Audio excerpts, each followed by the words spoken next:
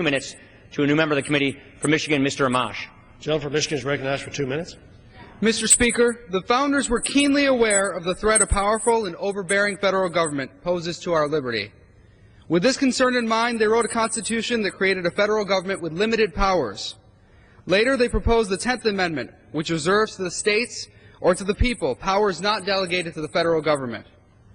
The debate we're having today goes beyond health care, although there's no doubt that health care coverage is an important and difficult issue. What we're discussing today goes to the core of our Constitution's design. It asks members of Congress whether we take constitutional limits to our powers seriously. We have all witnessed everyday Americans' renewed interest in the Constitution. As they have asked tough questions about the constitutionality of this law, the law's proponents have tried to dress up their answers in constitutional language. They say Congress's power to tax upholds this law. But when this law originally was being considered, those same proponents were the first to claim the bill included no new taxes.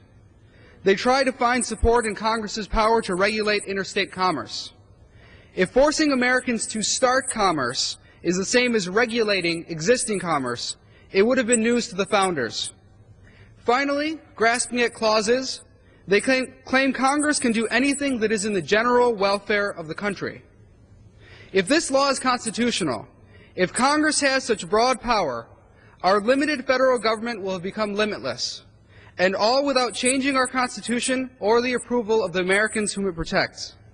It is not just for the courts.